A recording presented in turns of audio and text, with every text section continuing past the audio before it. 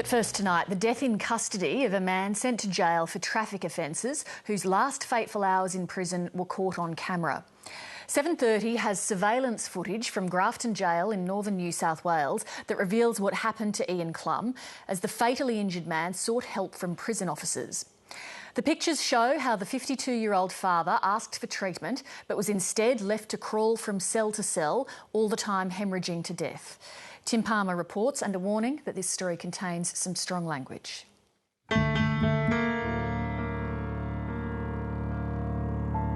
In Grafton Jail's 5-wing in June last year, and the prisoner on the floor has reported an assault, only to be left to crawl to another cell. How can anyone treat someone that way? They look sick and you just let them crawl across the floor. 52-year-old Ian Klum wouldn't survive his injuries, and what happened to him in jail is now the subject of an inquest.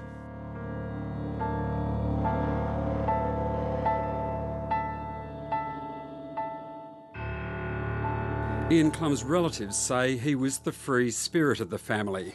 Yes, we're all just about to move, and we're going to eat and be merry. The father of two had suffered in recent years, breaking his hip in a paragliding accident and suffering a stroke. He'd also endured depression that had seen him 3 times in psychiatric care. After repeatedly being picked up for driving without a licence, in May last year, Ian Klum went before a magistrate, hoping a psychiatric report might keep him from prison. It wasn't to be. He just brushed it off and told him, no, prison. Ian Klum was sent to Grafton Jail for 6 months for traffic offences. Dad shouldn't have been in prison in the first place. On the night of June the 9th last year, the prisoners in number 5 wing were locked up as usual. What happened next between Ian Klum and another prisoner in cell 219 is the subject of a police investigation.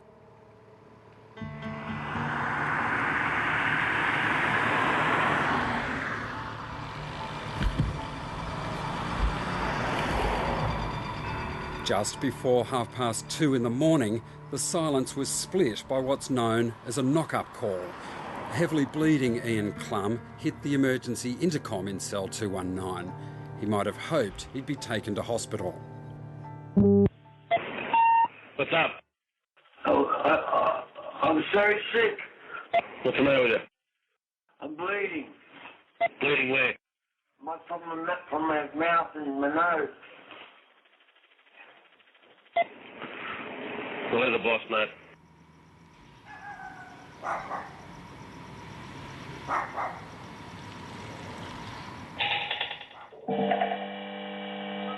The prison's closed-circuit video shows 3 officers responding to the call. Their response has infuriated Ian Klum's family. When Ian Klum's cell door is opened, the prisoner slumps out onto the floor. But it appears no attempt is made to examine him for injuries, and at no time do any of the guards go into the cell to ask what happened or to examine what is now considered a crime scene. They would have found a large amount of blood. At one point, one of them tries to close the cell door to find the stricken prisoner's body is blocking it. The officer appears to use his leg to twice slide Ian Klum across the floor out of the way. There's callous indifference with which the man is then he collapses out on the ground and is then just shifted with his foot, as though he's just a piece of rubbish on the ground, and then forced to crawl across the ground. I mean, this is and it just really establishes how little respect there is for them as human beings. I'd see that as being treated like an animal in that situation. I don't find that a very human reaction to someone who looks hurt and sick. The 3 officers open another cell and gesture to the fatally injured Ian Klum to move to it. He had a brain hemorrhage, and you just crawling across the floor, you can imagine how much pain he'd be going through. The video shows Ian Klum beginning his agonising crawl towards cell 225. One of the officers would later make a statement that the officers had helped Klum to the cell. At this week's inquest, he was made to watch this video and later conceded that statement was wrong. The dying man is then left alone for 9 minutes before the officers return. This time the intercom system records one of the prison officers speaking to Ian Klum at the cell door. Only now do the officers see the extent of Ian Klum's injury, but Officer Matt Barnett, on seeing Mr Klum's bloodied head, suggests the prisoner has somehow caused it since being moved. Yeah, what's the matter? You didn't have that on you when we fucking brought you out, really. Get up now. Now, get up. Spinning out. Get up. Get up now. Come on, sorry, I can't. I'm spinning out. What's this got like? Yeah, stand up. I can't get up. Stand up. I'm spinning out. Stand up. Now walk.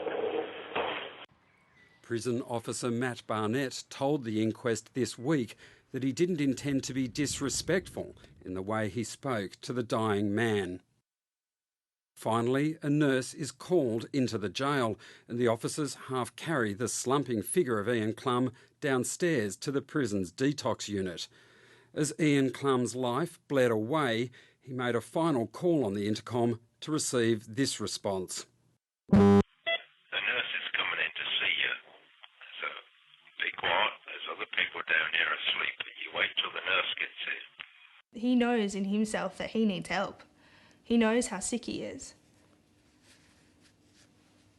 He just didn't get taken seriously at all. When the on-call nurse arrived, tests were done to assess Ian Klum's condition. It wasn't until after 5 in the morning, more than 3 hours after his original distress call, that Ian Klum was taken to Grafton Hospital, just a few metres across the road from the jail. He had emergency surgery there before being flown to Brisbane's Princess Alexandra Hospital. 4 days later, Ian Klum died. Brett Collins says his 30 years of agitating for the rights of prisoners tells him that the way the system dealt with Ian Klum is only unusual in that it's been exposed on video. Any suggestion at all that they're sort of normal human beings with entitlement to respect by the prison officers, I'm afraid, just is not part of the prisoner culture. For now, prison officer Rick Wolfel remains suspended. His fellow officers on the night, Matt Barnett and David Pearcey, are on extended leave. When the inquest resumes next March, it will continue to look at just how much different prison and health officials knew about Ian Klum's medical condition on the night of the injury. It will also determine whether the anticoagulant drugs he was prescribed left him in a critically vulnerable condition. And it will examine how the prison officers treated the crime scene and whether that may have robbed the family of the chance of finding out what happened to Ian Klum in cell 219.